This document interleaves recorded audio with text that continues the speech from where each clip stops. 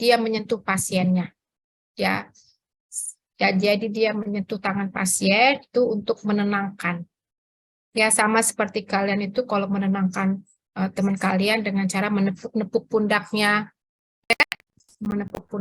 pelan-pelan, kemudian menyentuh tangannya. Ya, bukan maksud apa? Maksudnya adalah untuk menenangkan. Ya, this is the lack of comfort can be result, ya. Sebenarnya dari mana sih kita? Nah, ini adalah this is the type of the sign and symptom that make us not comfort, ya, uncomfort, ya. Nah, ini anxiety. Contohnya anxiety, salah satu yang membuat orang tidak nyaman. Constipation, kalau Anda tidak sulit untuk BAB, termasuk salah satu tidak nyaman kan, in the stomach. Ya, aduh, gue udah berapa hari nih nggak BAB, perutnya nggak nyaman. Ya, we cannot eating well. Ya, kita tidak bisa makan dengan baik. Ya, because of the constipation. Ya, karena sulit untuk buang air. Kemudian depression juga, diaporesis, keluar keringat yang berlebihan. For example, maybe Anda cemas, ya, berlebihan cemas, ya, diare juga, distension also. We call it kembung, lihat kembung, ya, kembung di perut itu membuat nggak nyaman kan?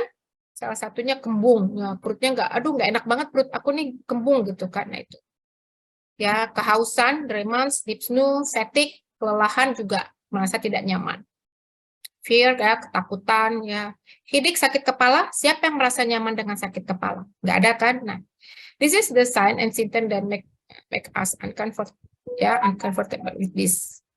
Ya, contoh-contoh di mana kita merasa tidak nyaman, termasuk kesedihan, terus mual-mual, itu merupakan salah satu hal yang tidak nyaman.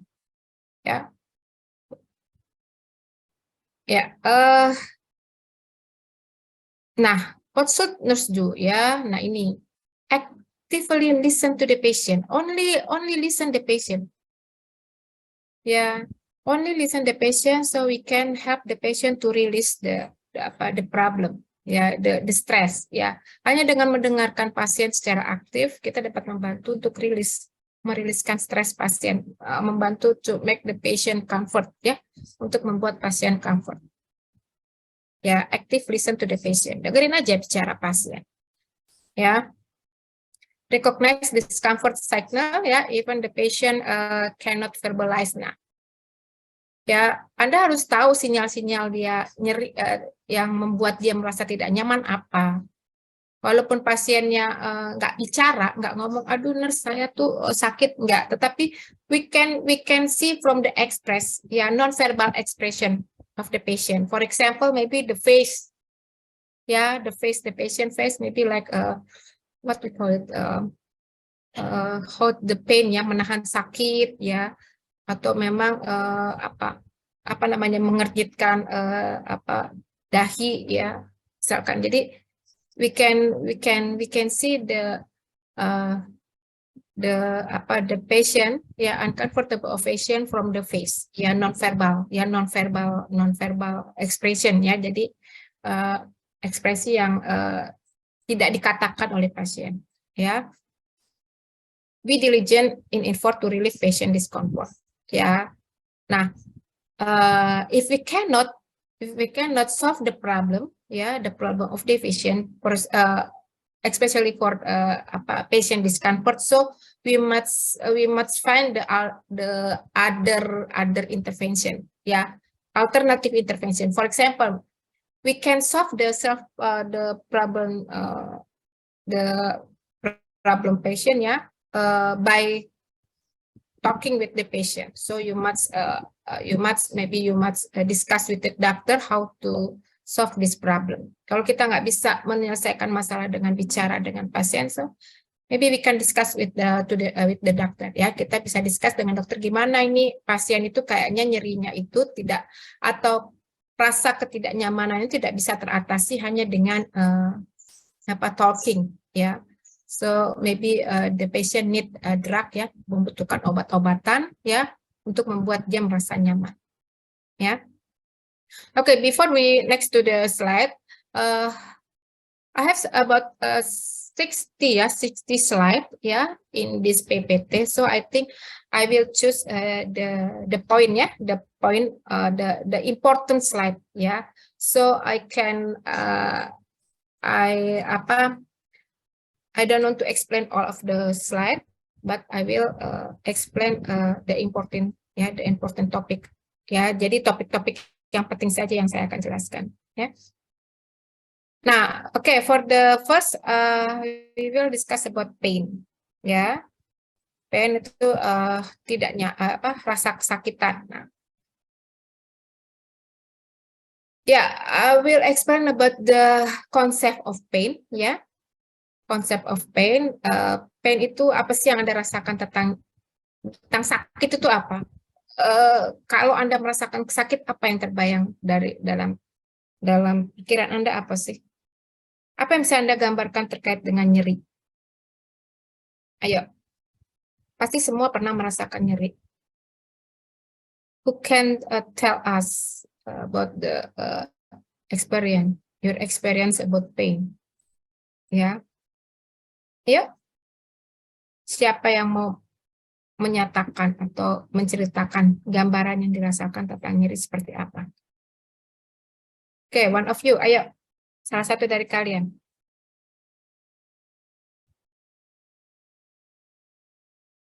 Ayo. Izin menjawab, Ibu. Oke, ya. Saya Enda dari 1 RKI. Mungkin nyeri saya seringnya yang kayak nyeri pas haid gitu, Ibu. Itu rasanya kayak diputer-puter, terus kayak rasanya badannya kayak pengen melintir-melintir aja gitu, Bu. Oke. Iya, dan itu nyeri banget. Ya. Sometimes your friend can describe her pain-nya, dia bisa menceritakan pain-nya seperti apa. But sometimes we cannot describe our pain, ya.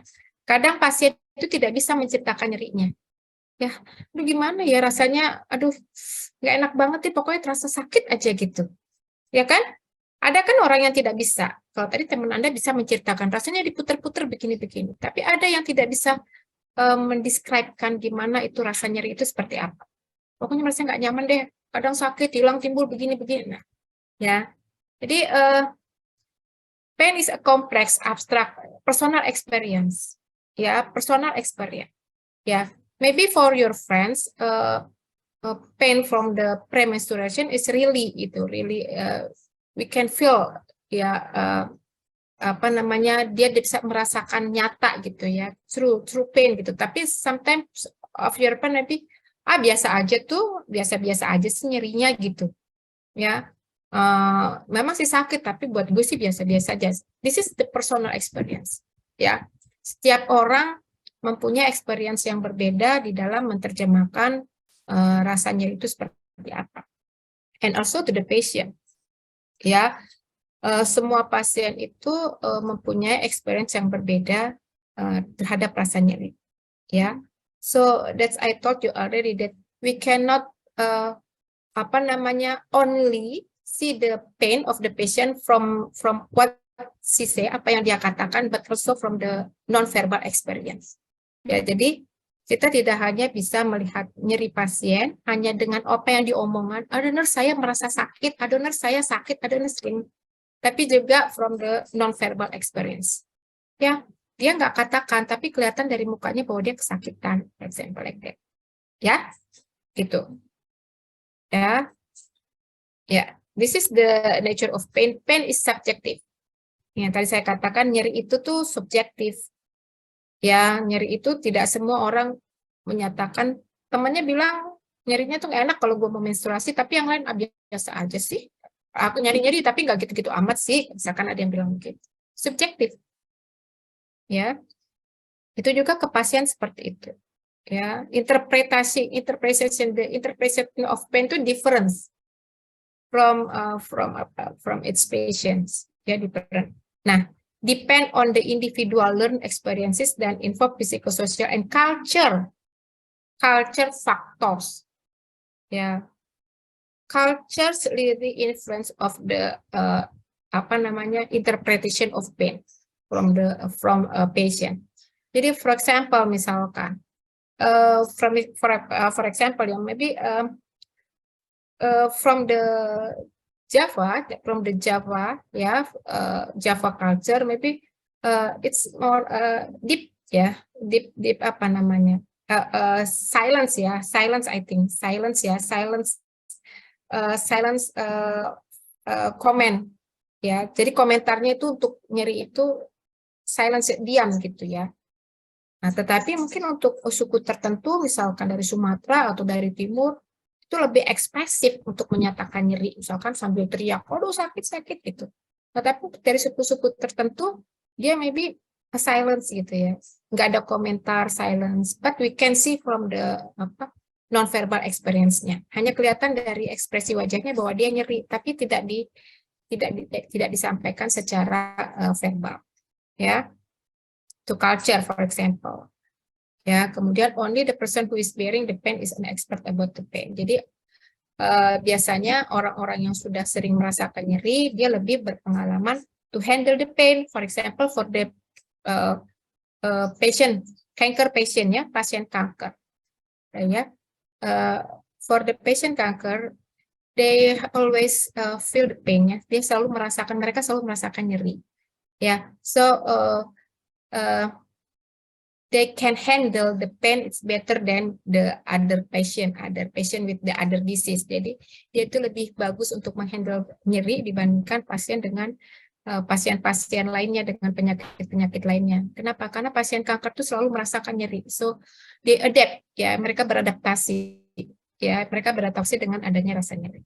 Ya, beda dengan pasien mungkin dengan penyakit lain yang memang nyeri ya, yang tidak terus-terus menerus nyeri, misalkan nyerinya hanya sesaat ya. Nah, dan habis sesudah selesai sembuh penyakitnya, release the pain ya, free from the pain ya, bebas dari nyeri. Tapi untuk pasien kanker dia akan merasakan nyeri terus-menerus. Ya, so it's better from them to adapt ya, adaptation with the pain ya. Nah, the patient with pain doesn't always know how to report the pain to the health professional. Ini saya katakan bahwa tidak semua pasien itu bisa menyatakan nyerinya itu kepada perawat, ya. Sometimes the nurse should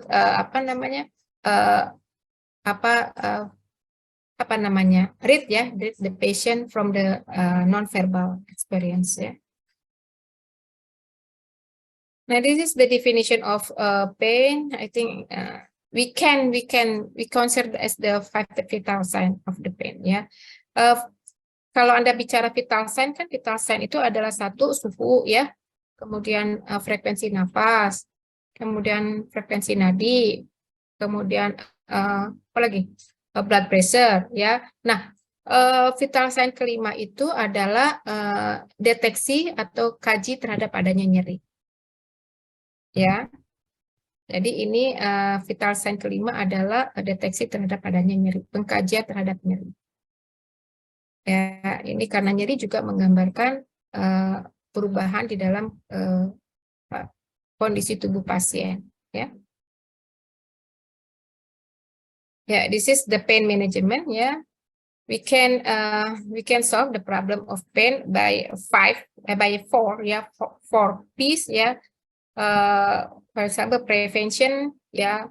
So to prevent the pain, sometimes the patient must comfort. Jadi dengan cara tidur itu untuk mengurangi nyeri ya. Psikologikal misalkan, ya psikologikal. Jadi kita tingkatkan psikologisnya mungkin dengan tadi active listen to the patient-nya. Jadi mendengarkan pasien secara aktif itu untuk membantu untuk mengurangi rasa nyerinya. Gitu.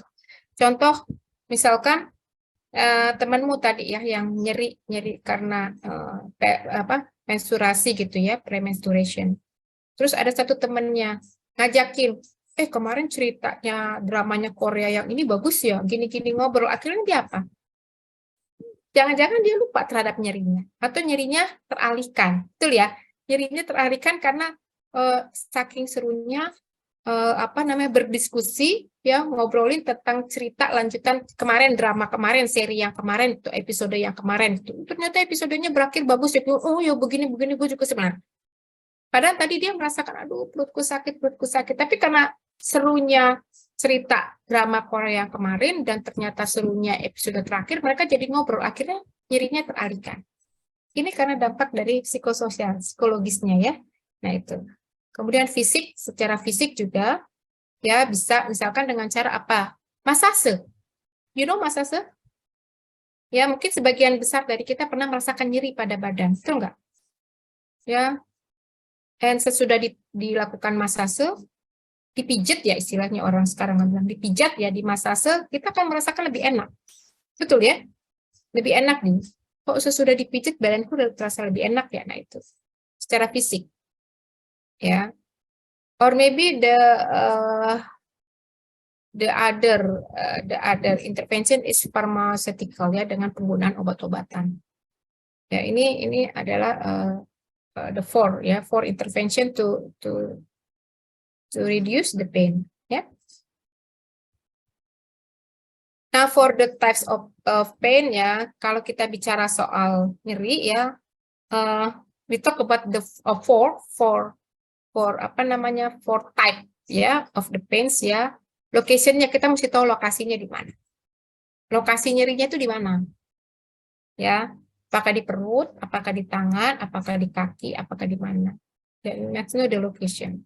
Kalau misalkan nyerinya di daerah ekstremitas atau daerah badan ya, atau daerah luar tubuh, ya maybe by the massage we can reduce the pain. Bisa dengan massage kita bisa mengurangi rasa nyeri gitu ya. Tapi kalau misalkan for example the location in the organ ya, organ dalam, organ tubuh kita, misalkan nyerinya itu di dalam perut atau nyerinya itu di bagian dalam, kita kan nggak bisa melakukan massage. Masa perutnya dimasase? Kan susah ya. Atau nyeri misalkan di kandung kemih, nyeri di kandung kemih ya, bagian pubis atas, masa bagian pubis dimasase? Kan nggak mungkin ya. So the location ya, durasinya ya, apakah hilang timbul, sometimes gone, sometimes appear, kadang-kadang hilang, kadang-kadang timbul, or maybe the pain is continuous, terus menerus ya, durasinya ya, apakah sebentar, apakah lama ya. Nah ini juga pengaruh ya. Kalau cuma sebentar terus hilang ya, kemudian sekarang terus menerus ya, itu juga mempengaruhi. Kalau pasien pada kanker, the late stadium, pada stadium akhir pada pasien kanker ya, itu dia they will feel the uncomfort for the pain every time. Setiap saat dia akan merasakan ketidaknyamanan karena nyeri pada pasien kanker yang stadium lanjut. Sometimes it's better for me to die. Lebih baik buat saya untuk mati daripada merasakan nyeri yang terus-menerus. Itu pada pasien kanker tingkat akhir biasanya. Ya, itu karena nyerinya yang terus-menerus. Intensitasnya seperti apa? Ya, kedalaman nyerinya seperti apa? Ya, ada yang nyerinya sangat banget, ada yang nyerinya itu bisa hilang sendiri gitu, dengan cara tidak pakai obat juga bisa hilang. Contohnya seperti tadi. Temanmu menyeri karena menstruasi, nggak usah pakai obat, diajak aja ngobrol sesuatu yang seru, hilang gitu, teralihkan, not cure ya, tidak sembuh, tapi bisa teralihkan, nyerinya itu bisa teralihkan, jadi lupa istilahnya, jadi lupa terhadap nyerinya gitu loh. Walaupun dia misalkan terasa nyeri, tapi dengan cara ngobrol nyerinya bisa teralihkan, bisa berkurang gitu, ya. Ada yang memang nyerinya itu sampai skala berapa yang dia tidak bisa hilang hanya dengan cara ngobrol, hanya dengan massage. Harus dengan maybe they need drug ya, dia membutuhkan obat-obatan yang memang untuk mengurangi nyeri. Atau bahkan pada pasien kanker sudah stadium lanjut ya, kita melakukan operasi pemutusan saraf untuk rangsang nyeri ya, saking nyerinya itu sangat sehingga saraf untuk nyerinya itu dipotong gitu supaya dia tidak lagi merasakan nyeri. Jadi sensor nyerinya itu untuk ke pusat otak itu dihilangkan sehingga nyerinya tidak sampai ke otak. Ya kan, nyeri itu kan dibawa ke otak ya. Ke otak, nah itu akan diterjemahkan, kita akan merasakan sakit ya. Terus penyebab nyerinya apa? Penyebab nyerinya apa gitu. Kalau penyebab nyerinya karena infeksi, maybe ya So if we can cure the infection, kita bisa sembuhkan infeksinya. So the problem the etiologi, ya we cure the etiologi, so the pain will free gitu ya. Apabila kita obati infeksinya gitu, misalkan sakit perut gitu ya sudah hilang nyerinya. Ya, tapi kalau misalkan painnya itu pada mengenai mengenai saraf ya, misalkan the local ya, the pusat nyerinya itu seperti kanker ya susah ya, mungkin penata laksanaannya berbeda, tidak hanya bisa diobati dengan obat-obatan saja, tapi juga mungkin dengan tindakan operasi misalkan salah satunya ya. This is the location refer pain dan visceral pain ya. Ini refer itu bisa ditimbul pada beberapa ya. Visceral pain itu adalah nyeri dalam, nyerinya di dalam, itu yang saya katakan. Kalau dia nyerinya di luar, contohnya misalkan tubuhmu pada sakit, kita bisa dengan massage, for example ya, we can solve the pain problem by massage, dengan massage. But if we feel the pain in the location of the pain in the visceral organ ya, the visceral organ dalam, so maybe we need like drug ya to reduce the pain ya. Nah, refer pain itu adalah pain yang menyebar biasanya ya, contohnya nyerinya di tangan tetapi bisa menyebar sampai kemana gitu refer pain ya. Durationnya akut pain ya dan chronic pain ya. Akut itu yang saya katakan hanya sekali gitu, habis itu sudah dengan obat sembuh. Atau chronic pain itu yang terus-terusan, terus-menerus ya, like cancer patient ya, for example. This is the intensity ya, the severe of pain ya. Sometimes ya, to assess the pain ya, to know the intensity of pain, we use what we call scale ya, skala pain scale ya, skala nyeri ya, like this. Nah ini ya, mild pain the scale 1 to 3 range. Kalau dia range-nya 1 sampai 3 itu biasanya nyeri ringan ya. 4 to 6 ya, range-nya moderate pain, for example like that ya. Maybe for the mild pain we don't need drug ya, but maybe we can reduce the pain by do the message for the patient, or maybe by talking with the patient ya, we can reduce the pain ya, mild pain. But for the moderate pain maybe need membutuhkan obat-obatan. Jadi ini intensitas ini intervention, our intervention to reduce the pain sometimes depend on the intensity of the pain ya, kadang dipengaruhi oleh intensitas nyerinya. This is the etiology of pain, nociceptive pain and neuropathic pain ya. Neuropathic pain itu kerusakannya langsung pada sarafnya ya, itu yang lebih dalam ya. Kalau ini nociceptive pain itu pada nyerinya maybe pada jaringan ya, nyeri pada jaringan yang nanti dia kirim ke central nervous system in the brain ya, otak ya.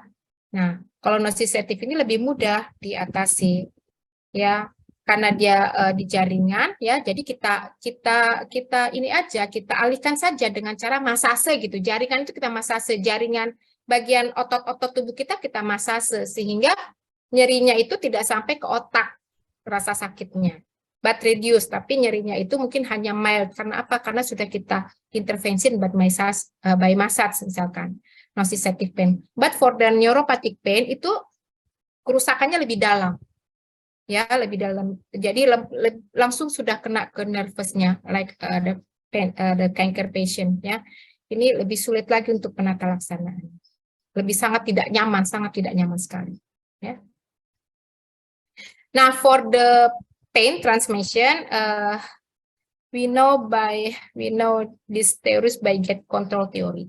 Ini gate control theory ini kalian harus hafal ya. Tolong untuk semua mahasiswa, kalian harus memahami yang namanya gate control theory. Ya, you must know about the gate control theory. Jangan sampai ada yang tidak tahu apa namanya gate control theory. Ya, ini penting. Ya, penting. Nah, sekarang kita lihat brain.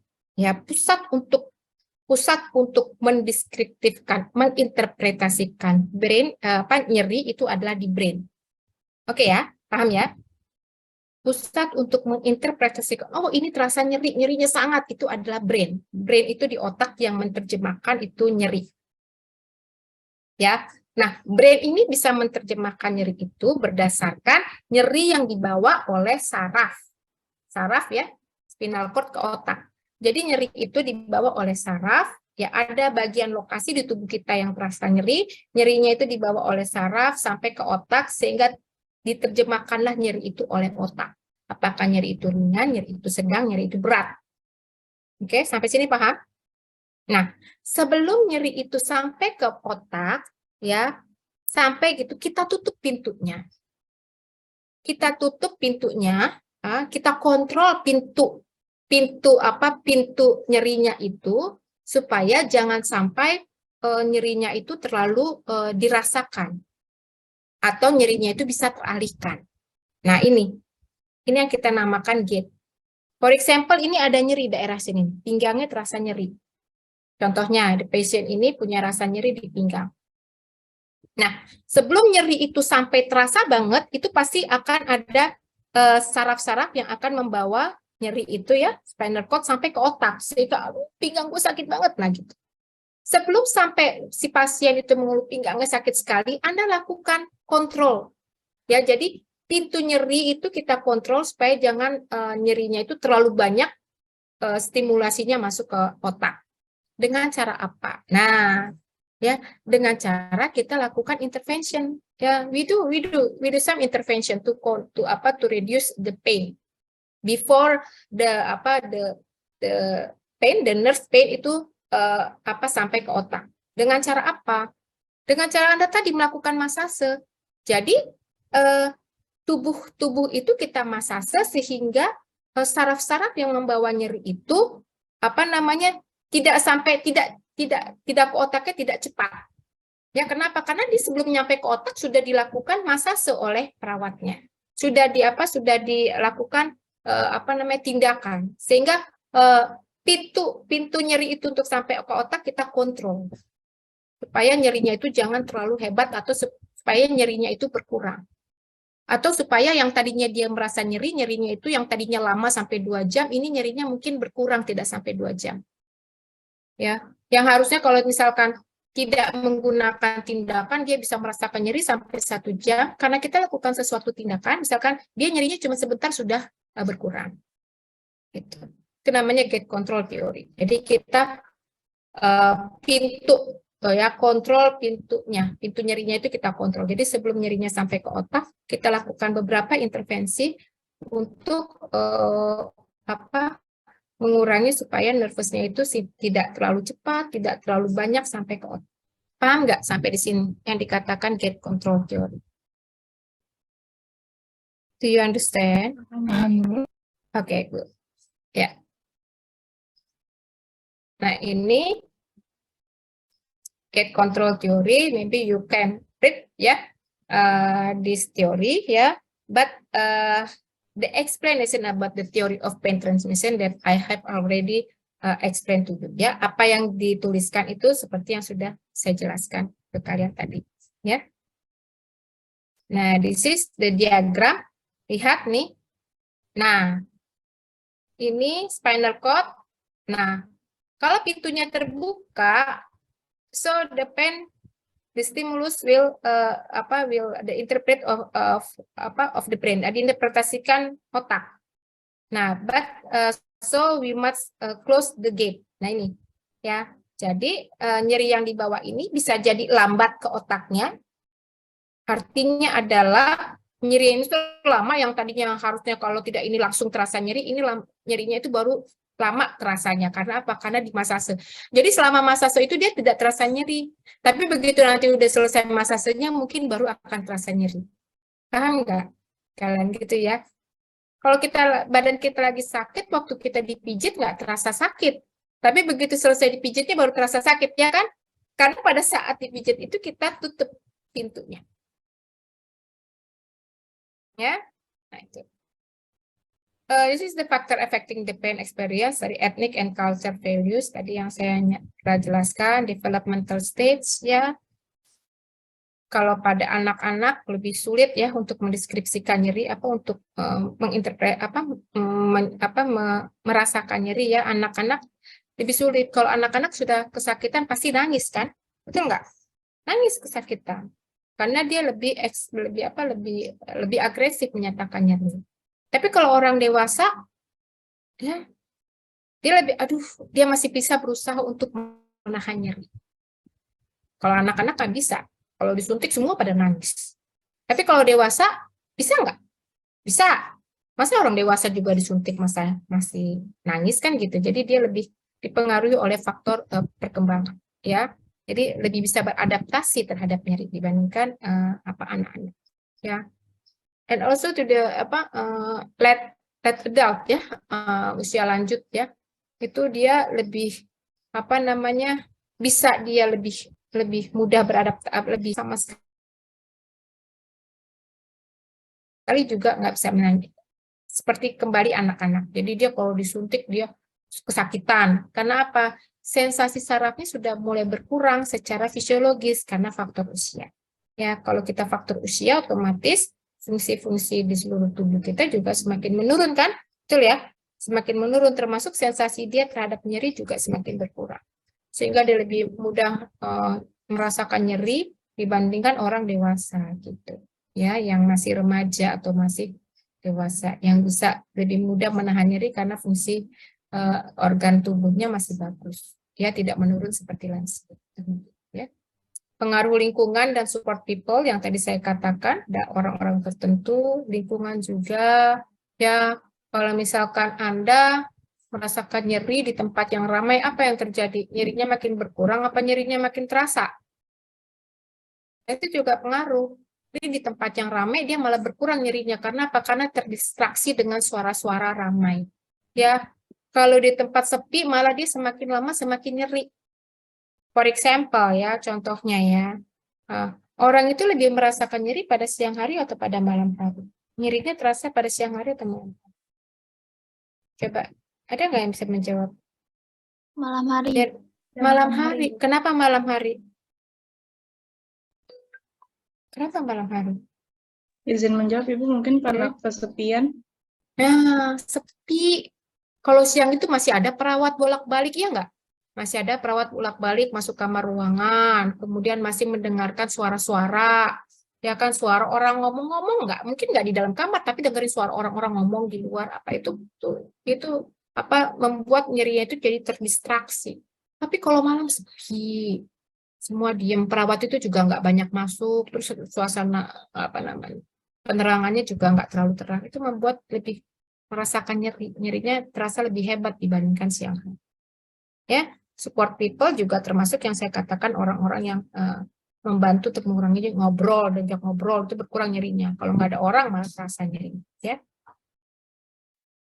Previous pain experience juga pengalaman nyeri sebelumnya. Ini seperti yang saya katakan, orang-orang dengan punya pengalaman nyeri itu lebih mudah beradaptasi.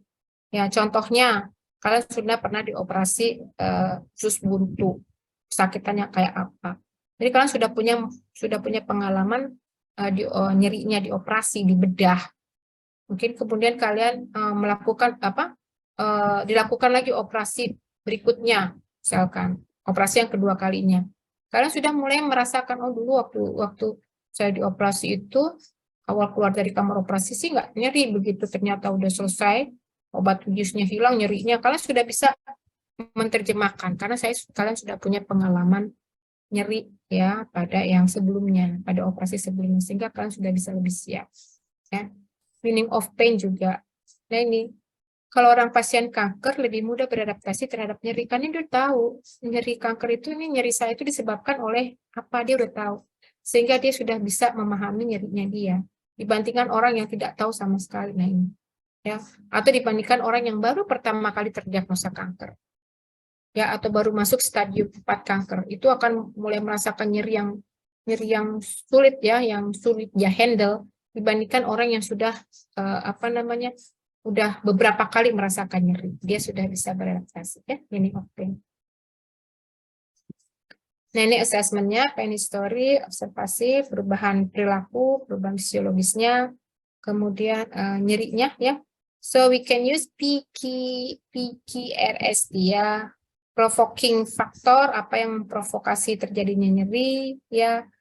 What factor precipitated the discomfort, apa yang menyebabkan dia merasa tidak nyaman. Tidak nyaman di sini, tidak nyaman karena nyeri ya.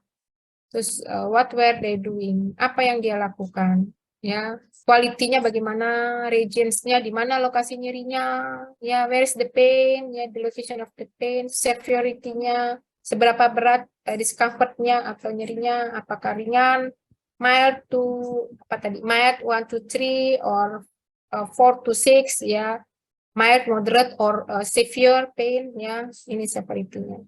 Waktunya apakah hanya pada siang hari, malam hari, atau terus-menerus, atau hilang timbul ya.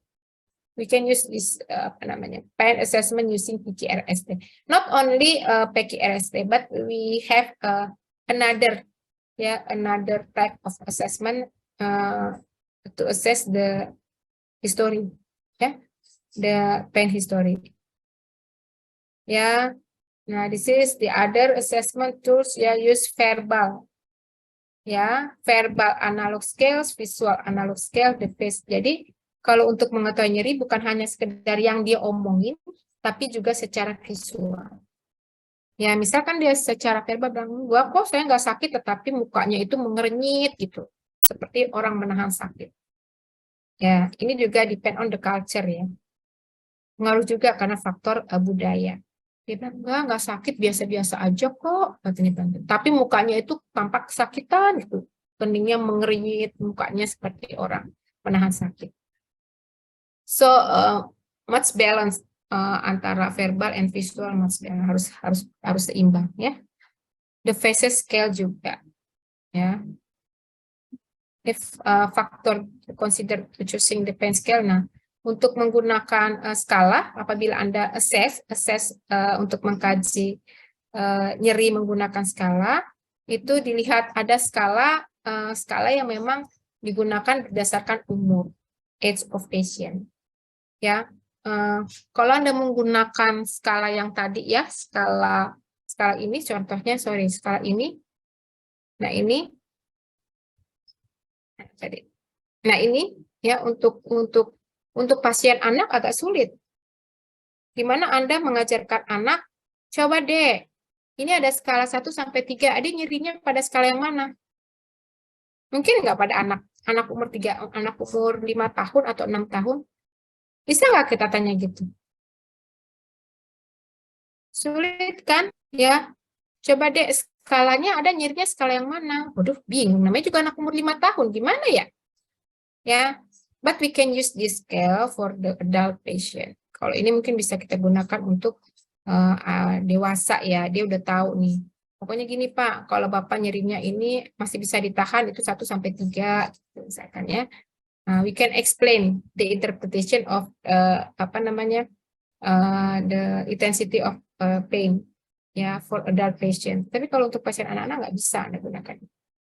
Sulit anak itu loh, nggak ngerti gitu. Ya. Nah, ini jadi dikatakan untuk choosing the pain scale ya, pain scale ini untuk for the assessment the pain of the patient, untuk mengkaji nyeri pada pasien itu dipengaruhi oleh usianya, dipengaruhi oleh faktor kondisi, level of consciousness ya. Kalau pada pasien tidak sadar kan nggak mungkin Anda gunakan skala yang tadi. Orang pasien yang tidak sadar emang bisa diajak ngomong kan nggak bisa. Ya, depend on the mental status juga and ability to communicate. Kalau orang yang nggak bisa ngomong kan dia susah. Ya mungkin dengan menggunakan gambar baru bisa. Ya.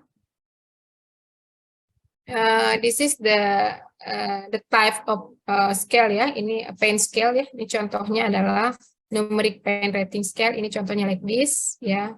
Sama seperti tadi ya. Or the other. Nah, this is the other. Ya namanya Wong-Baker Faces Pain Rating Scale. Ini biasanya untuk anak-anak tuh. Untuk anak-anak umur 3 tahun tadi. Nah, ya, the intensity, the pain intensity described by future. Ya, no pain itu senyumnya lebar. Mild itu kalau senyumnya gini. Kalau moderate itu no senyum. Nah, kalau yang worst pain itu sampai menangis. Gitu. Ya, yes. So we can apa namanya ask to child ya, which one of this picture ya. Salah satunya dari gambar ini yang mana yang menggambarkan nyerinya dia gitu. Ya. Wong Becker faces ya, ini khusus untuk anak-anak. Or maybe color ya, color juga bisa. Ini colornya moderate itu kayak gini, strong. Warnanya kalau merah itu sakit banget gitu. Kalau moderate itu kayak lampu merah ya. Lampu merah kalau kuning itu kan masih kadang berhenti, kadang orang yang lewat, kadang berhenti, kadang orang tetap jalan gitu ya. So ini apa namanya hati-hati lah istilahnya, maksudnya bisa dihandle oleh pasien, bisa juga dengan bantuan dari perawatnya gitu. Kalau moderate, kalau strong itu memang harus dengan bantuan perawatnya karena dia nyerinya udah sangat hebat. Gitu ya. Kalau mild ini biasanya masih bisa dihandle oleh pasien, makanya senyum pasiennya karena dia bisa handle pain-nya. Ya. This is the other assessment scale ya, McGill Pain Questionnaire ya, scale-nya from 0 to 5 ya, from none to severe pain ya, for children or adult. To who understand numerical relationship, kalau tahu ininya, jadi anak-anaknya itu pasti anak-anak yang sudah lebih memahami angka kayak tadi ya, angka. Nah ini like this ya, this is the universal pain assessment tool ya. Ini bisa digunakan untuk anak-anak, bisa juga digunakan untuk dewasa. Dan ini apa namanya sudah diterjemahkan in the different language ya, sudah diterjemahkan oleh beberapa bahasa ya. Ini terkenal ya, ini penggunaan Universal Pain Assessment Tool ini. Jadi dia gabungan antara wajah ya, facial scale dan also numeric scale ya, numeric scale. Nah, also activity tolerance scale juga pengaruh nih. Kalau no pain, no pain. Kalau mild pain, itu can be ignored, bisa diacukan. Nah, kalau dia nyerinya moderate pain ini, ya diintervensi dengan beberapa tugas. Kalau ini concentration, kalau ini, nah ini ada juga request, bed rest required, ya. Jadi kalau sudah nyerinya itu sangat hebat seperti ini, harus apa namanya tiduran. Kalau yang ini nih, ini yang 8 ini dia membutuhkan basic needs, jadi membutuhkan bantuan orang lain untuk pemenuhan kebutuhan sehari-harinya. Karena nyerinya itu termasuk nyeri yang berat. Ya. This is for the nursing diagnosis, acute pain, chronic pain ya. Kemudian we can refer for the nursing diagnosis we refer to the SDKI ya, atau ya SDKI ya, standard nursing diagnosis ya, SDKI. Ya, we refer to the our nursing diagnosis ya, SDKI ya. Acute pain, chronic pain ya. Ini ada beberapa contohnya. Example for the nursing diagnosis for pain. Ya. Oke. What should we do ya to reduce the pain? Nah, this is the independent and planning for home care. Jadi perencanaan untuk di fasilitas pelayanan kesehatan di rumah sakit dan juga for the home care. Ya, planning for home care. Call of planning for home care. So it's mean the nurse must educate the patient or the family to handle the pain when they go home ya, after hospitalized ya, sesudah dirawat dia pulang, perawat itu harus mengajarkan pasien ataupun keluarganya bagaimana menghandle nyerinya apabila terjadi lagi nyeri di rumah ya. Ya, this is the nursing intervention, distraction, transcutaneous electrical nerve stimuli ya. Jadi ini langsung pakai alat ya, alat untuk memblok gate-nya tadi, pakai alat. Ya. Nah, for the nurse intervention we have two types ya.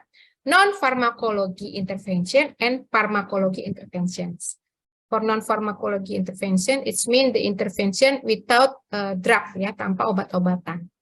Ya, ini stimulus dari luar. Ya, this is the mandiri, ya, mandiri intervention for the nurse. Ini adalah intervensi mandiri, independence intervention for the nurse. Ya, the nurse can do this, ya, the nurse can do this. But for the for the pharmacological intervention, so we must collaborate with the doctor, ya, because the patient needs drug to reduce the pain. Ya, this is the non-invasive relief technique, ya, transcutaneous electrical nerve stimulation. Di blok nyerinya itu, so the gate, we close the gate, the pain gate, ya, nyeri pintu nyerinya itu by transcutaneous electrical. Jadi kita gunakan elektrik, ya, nanti ada maybe we can see the picture in the other slide, ya. Distraction that I have told you before, ya, already, ya, the distraction maybe by talking with the patient to distract the pain, ya. Ngobrol dengan pasiennya, maybe nonton film itu juga bisa mengurangi distraksi, merupakan salah satu distraksi untuk mengurangi nyeri, ya. Relaxation means like take deep breathing, ya. Tarik nafas dalam, keluarkan, tarik nafas dalam, keluarkan. Make the patient relax, membuat pasien relax. Or maybe hear the music, ya, the favorite music of the patient, ya, itu juga bisa, ya, untuk membuat relax. Atau guidance imaginary, like we talk with the patient, hal-hal yang menyenangkan buat dia, gitu, ya. Itu juga bisa, ya. Hipnosis ini merupakan salah satu non-invasive pain, new, ya, hipnosis. Jadi dihipnotik pasiennya supaya tidak terasa nyeri.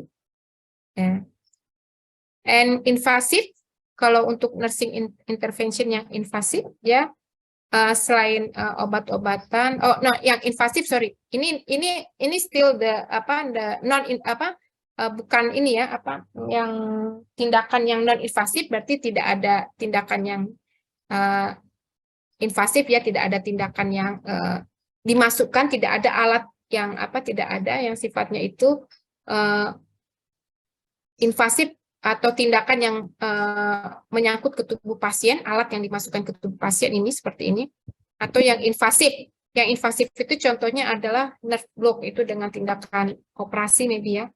Epidural analgesik, jadi bagian epiduralnya disuntikkan obat analgesik, jadi langsung pada bagian epidural, ya. Kemudian neurosurgical prosedur, itu yang saya katakan pada pasien kanker stadium lanjut itu biasanya sarafnya itu dipotong, saraf nyerinya dipotong supaya dia tidak merasakan nyeri. Contohnya seperti ini. Anda pernah tahu artis Ria Irawan, ya? Ria Irawan, pernah tahu nggak yang meninggal karena kanker? Ya, dia mungkin artis yang seumuran saya, kalian seangkatan saya. Dia tuh kena kanker, ya.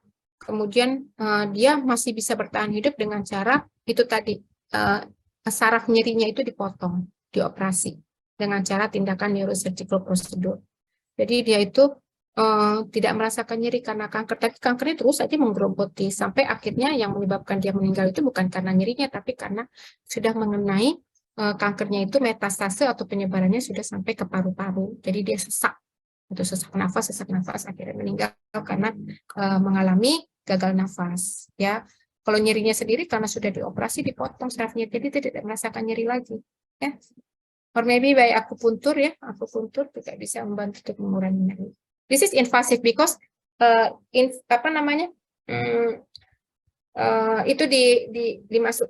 dilakukan terhadap tubuh pasien. Kalau tadi kan yang ini kan tidak dimasukkan, ini kan hanya untuk distraksi, bercerita, ya. Kalau ini ada sesuatu yang kita lakukan pada tubuh pasien.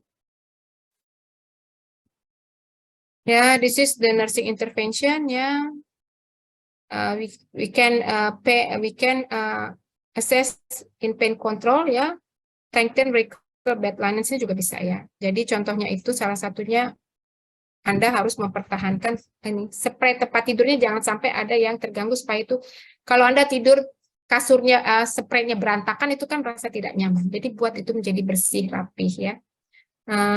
We modify the environment. Kita modifikasi lingkungan supaya lingkungan senyaman mungkin buat pasien, sehingga karena lingkungannya kotor juga mempengaruhi nyeri pasien. Aduh, pusing banget sih saya ngelihat meja pasiennya berantakan, tempat tidurnya juga kotor, itu akan bisa mempengaruhi kenyamanan pasien. Akhirnya kalau karena pasien tidak nyaman karena faktor lingkungan, nyerinya juga akan semakin bertambah hebat.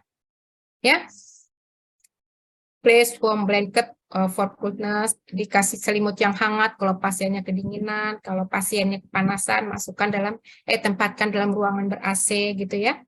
Ini sebenarnya this is the intervention to make the patient comfort nih. Ya, to make patient comfort. If the patient comfort, so we can reduce the pain of the patient. Ya, ini. Nah, this is also the nursing intervention ya. Position ya. Kemudian ini prevent constipation ya, itu juga bisa mengurangi nyeri ya, karena kalau pasiennya mengalami nyeri di tubuh manapun ditambah lagi dengan dia mengalami ketidaknyamanan karena konstipasi, dia akan bertambah nyeri ya. Ya, this is for the pharmacology pain management. Kalau tadi non farmakologi ya, tindakannya ada non invasif dan ada yang invasif ya. Non invasif itu hanya dengan tindakan tadi distraksi, imaginary, relaksasi. Kemudian yang invasif itu dengan tindakan operasi atau pemberian epidural analgesik ya. Langsung analgesiknya dimasukkan ke bagian epidural ya, akupuntur. Ya, itu kan akupuntur bukan obat-obatan ya. Kalau disease pharmacology pain berarti ada obat yang dimasukkan ke dalam, ada obat yang diberikan to reduce the pain ya. Nah, ini beberapa obat-obatannya ya. Obat-obatan analgesik. Obat-obat analgesik seperti apa? Like paracetamol dulu, panadol it's one of the analgetic drug ya, panadol ya. Paracetamol, panadol ya. Kemudian juga Ponstan ya, kemudian apalagi asam mefenamat ya, aspirin. That is the drug for the analgetic drug. Obat-obatan analgetik mean pengurang nyeri ya, obat untuk pengurang nyeri ya, analgesik. Ya, ini analgesia ya, obat-obatannya ya. Nah, salah satu obat untuk mengurangi rasa nyeri ya, to make comfort or to release pain is opium, obat-obatan penenang ya, obat-obatan penenang itu merupakan obat-obatan dalam golongan G ya. Kalau bahasa kita bilangnya obat-obatan narkotika ya. Opioid ini ada obat-obatan narkotika ya. Jadi obat-obatan narkotika itu di dalam dunia kesehatan masih diperlukan terutama untuk mengurangi rasa nyeri yang hebat. Ya. Seperti for example siapa namanya artis itu ya? Perez siapa namanya? Julian Perez ya?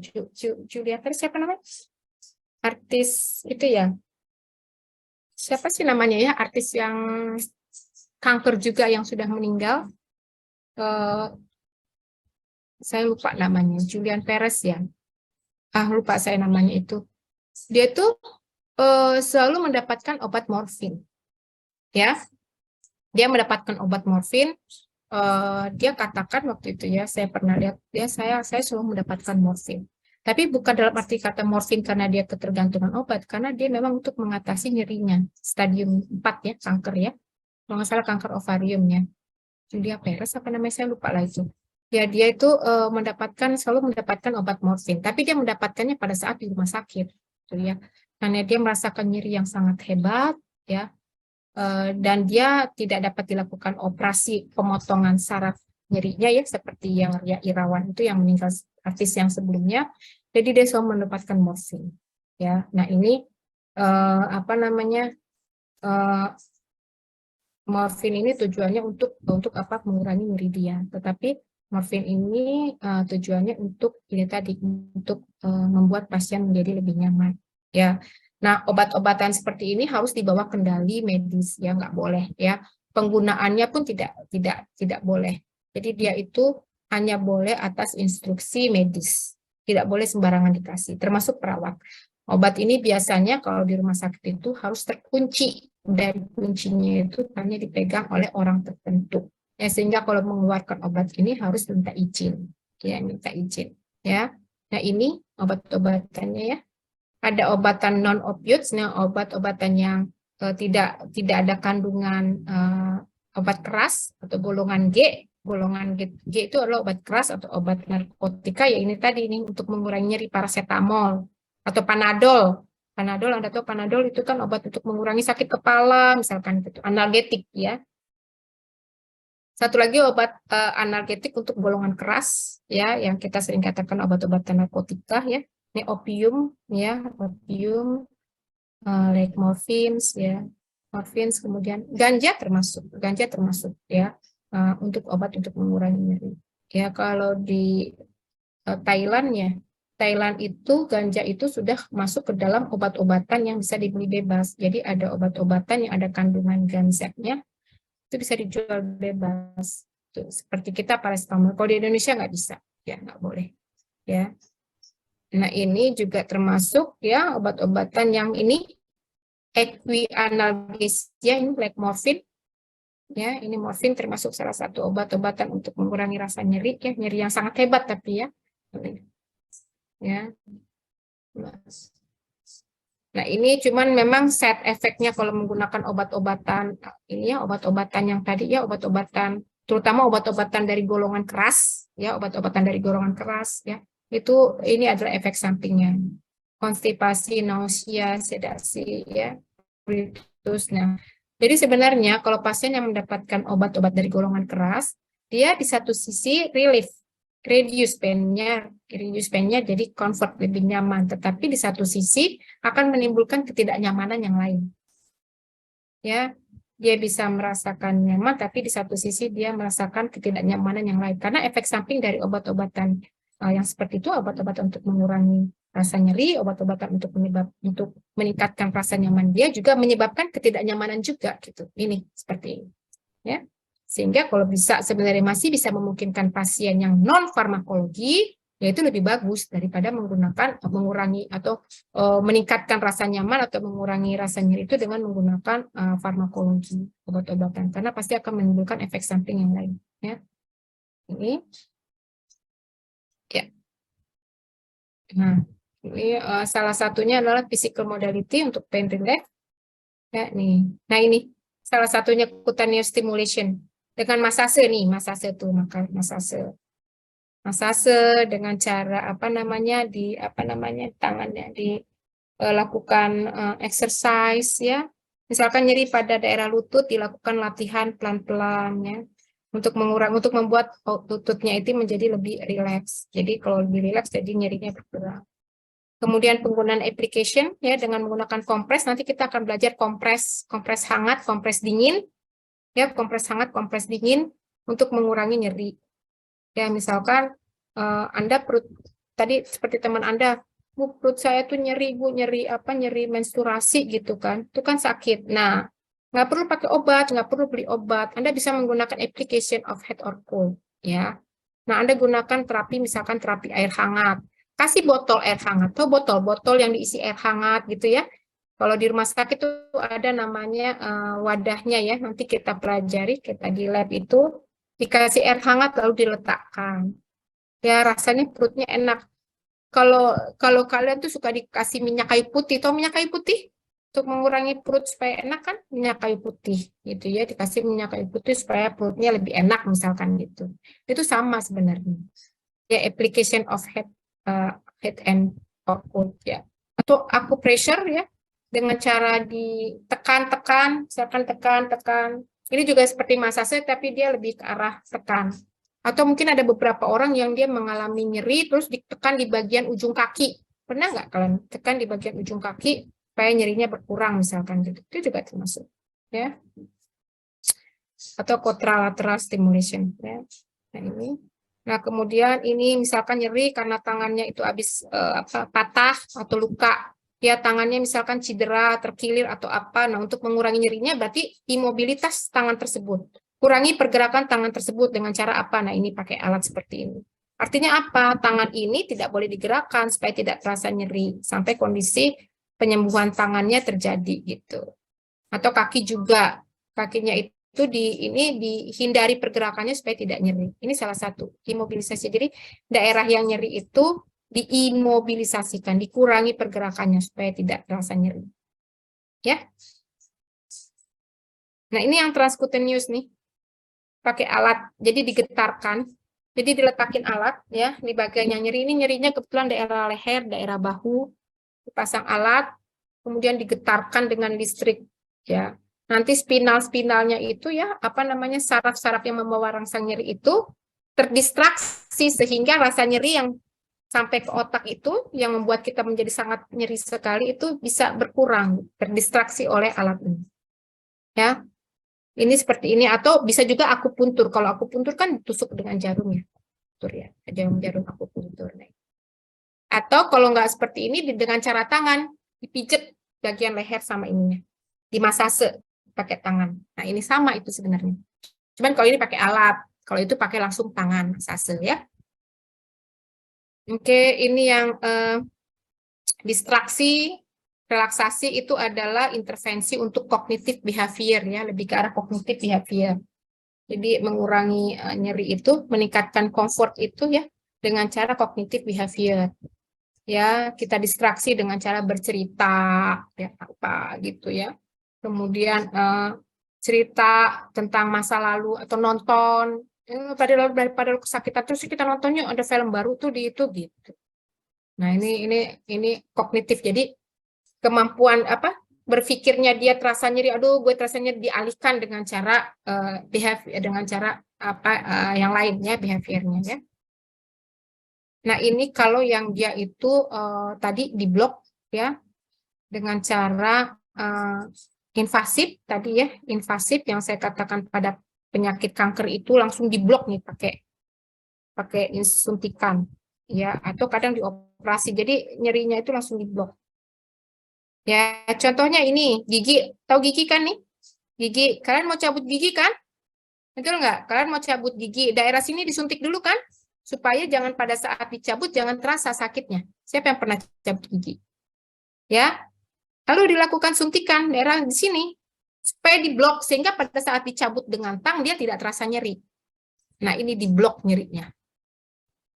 Paham ya? Diblok nyerinya nanti bloknya ini akan sampai ke otak sehingga pada saat Anda dicabut Anda nggak merasa sama sekali nggak merasa sakit dicabut. Padahal kalau nggak pakai ini kan sakitnya luar biasa. Ya. To nerve block, jadi saraf nyerinya itu diblok, ya, ditutup pintunya, ya. Oke, I will show you some of intervention ya to reduce the pain or to make the comfort for the patients. Sebentar. Ini saya belum pakai share zone ya. Do you have question before I continue the other slide, or maybe before we watch the video? Ada pertanyaan kah? Ada pertanyaan kah? Izin Ibu, saya izin bertanya. Mm-hmm. Izin memperkenalkan diri, Ibu, saya Livtia Nasta dari kelas 1 Banners. Saya izin bertanya, Bu, jadi waktu itu pas saya masih kecil, saya tuh pernah ditranskutan gitu, Bu, di daerah kepala. Cuman seingat saya, pas saya masih kecil tuh, saya ngerasa nyerinya tuh biasa aja gitu, Bu, nggak ngerasa sampai hebat gitu, sampai ditranskutan gitu. Nah, pas selesainya juga katanya nggak ada, saya nggak ngerasain apa-apa gitu, Bu, nggak ngerasain yang namanya kayak sakit atau sembuh gitu, pokoknya biasa aja gitu, Bu. Itu karena apa ya, Bu, nyerinya gitu, Bu? Sampai bisa dan padahal seingat saya tuh nyerinya itu biasa aja gitu, Bu. Oh, oke. Anda pernah ditranskutan karena, sekarang ini ditranskutannya itu karena apa? Penyebabnya apakah karena mau melihat gangguan karena rasa nyerinya? Sesudah Anda merasakan keluhan nyeri, mungkin gini Mbak, nyeri itu bukannya pada saat itu, tapi nyeri yang Anda rasakan yang tidak selalu hebat-hebat banget sih Bu nyerinya, tapi itu terjadi terus-menerus nggak? terus menerus. Anda mengalami nyeri gitu, tapi nyeri itu dari nyeri tersebut Anda masih bisa melakukan aktivitas gitu loh. Bukannya gara-gara itu nyeri sampai Anda tertidur saking menahan nyeri. Nah, tapi itu terjadi terus-menerus, durasinya terus-menerus. Nah, itu kan perlu dicari. Masa durasi nyeri walaupun nyerinya itu tidak nyeri yang moderate ya, atau nyeri yang severe ya, yang berat. Tapi itu nyerinya itu terjadi terus-menerus terjadi, terus-menerus terjadi. Ya, dalam seminggu mungkin Anda merasakan, aduh, kok aku sakit kepala ya. Nah, itu keluhan itu tuh bukan sekali, dan beberapa kali sering terjadi. Sehingga kan perlu tanya, oh, anaknya sering mengeluh sakit kepala ya. Walaupun dengan sakit kepala itu Anda masih bisa sekolah, tapi Anda terus mengeluh nyeri itu. Nah, itu perlu dicari. Nah, transcutaneous ini bukan hanya untuk ini ya, bukan hanya untuk cure, bukan hanya untuk pengobatan, tapi bisa juga transcutaneous ini untuk melihat gerakan, ya, untuk deteksi. Ya, mungkin pada saat itu ada tujuannya bukan untuk pengobatan, tujuannya adalah untuk mendeteksi apa yang terjadi kepada di otak Anda itu sampai Anda mengeluh nyeri itu. Nah, kalau misalkan dia transcutaneous untuk pengobatan, dia pasti akan ada tindakan, misalkan digetarkan atau di apa. Tapi kalau dia sifatnya hanya untuk melihat gelombang, melihat saraf apa yang nyeri, itu beda lagi. Ya, mungkin transcutaneousnya itu dalam rangka untuk melihat ada apa di otaknya itu, gelombang apa yang terjadi sehingga Anda mengeluh nyeri terus-menerus gitu. Walaupun nyerinya itu mungkin intensitasnya tidak dalam ya, tetapi durasinya sering. Kan kalau kita lihat tadi ada 4 tipe ya, location, duration, ya, intensitas, itu kan pengaruh terhadap nyeri. Ya, gitu ya. Halo? Ya, Bu, Oke, terima kasih. ya mungkin terapinya berbeda, lebih ke arah untuk deteksi itu ada apa. Ya, oke, good. The other question? Ada pertanyaan lainnya? Oke, kita lihat dulu ya videonya ya sebelum nanti kita lanjut yang sleep ya.